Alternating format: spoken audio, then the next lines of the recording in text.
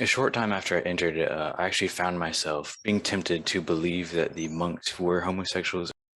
Hey, this is Tyler Knickerman. I'm back with Wyoming Carmelite Testimonials. I'm a former novice with the monks of the Most Blessed Virgin Mary of Mount Carmel. And this time I've brought another former novice back with me to talk to you about his own experiences. Hi, I'm Luke Schultz, a former novice for the James Mary of the Martyrs. I entered the Carmelite Monastery in Wyoming in 2018 in the late spring, and I just wanted to take a little time and talk about the accusations of homosexual grooming and share some of my Yeah. experiences there. A short time after I entered, I actually found myself being tempted to believe that the monks were homosexuals, or maybe there was something strange going on at the monastery. And these temptations lasted maybe a week or so, but I never saw anything incriminating them in the slightest. I just kind of wanted to go through what that experience was like, going through those temptations, and kind of how I thought about it and how I think about it now. I think in the world there's a serious lack of wholesome brotherly charity and affection among men, and whether maybe it's fathers didn't say "I love you" enough to their children, to their sons, or congratulate their sons on accomplishments that they made, or build them up as good, virtuous men, and give them good physical affection, just like pats on the backs or hugs or things of that nature. Or they didn't have any brothers or close male friends growing up, or their brothers maybe were distant and not really friends. They didn't get along. They kind of fought a lot. And I think because of this lack of good fraternal affection in society, and which I've experienced in my own Mhm. life, and I see within myself and with other men who I've talked about this problem, that a lot of men don't know what a proper brotherhood is, Yeah. what it really means to love your brother, and how to build him up and allow yourself to be built up by your brothers and by your friends who really love you and want the best for you. This seems to me to lead to a fear of showing physical affection to other men and being thought of as gay or homosexual, and just having that fear around that. So when I was at the monastery reflecting on these temptations, I saw the temptations I suffered from were just that. They were temptations. They didn't take root in charity or in truth. And when I shared these temptations I had with my spiritual director at the monastery, he assured me there was nothing of the sort going Mhm. on, Yeah. nor would anything of the sort ever be allowed in the monastery. And he really encouraged me to fight through these temptations. And so, thanks be to God, fight I did. And shortly after, the temptation stopped, and I never had those temptations to think those things of the brothers again.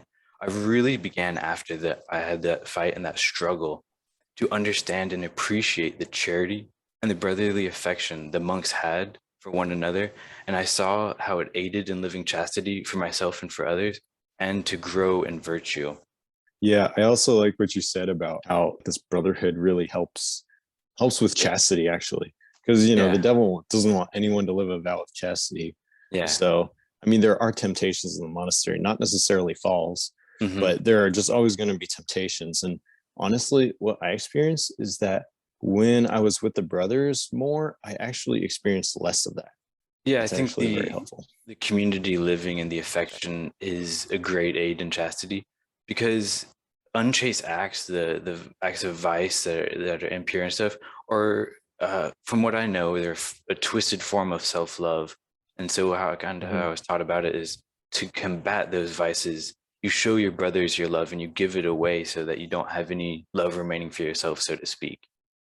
So I wanted to bring up this Bible verse from the Gospel of John real quick. It's in chapter 13, if you want to look it up for yourselves.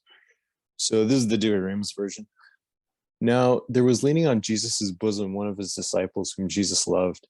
Simon Peter therefore beckoned to him and said to him, Who is it of whom he speaketh?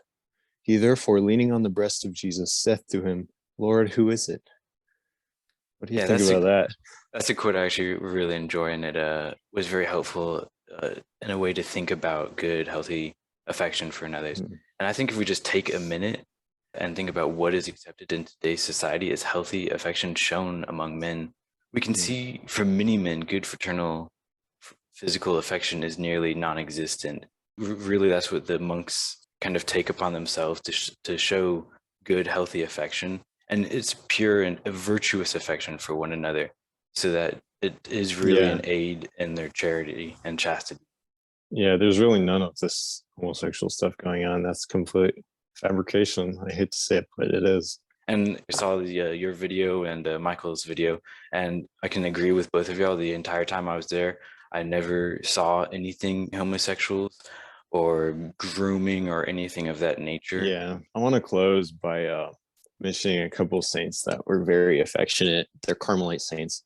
Actually, Saint Okay. Therese, if you've ever read her autobiography, she's like the most affectionate young Yeah. woman in the world. It's crazy.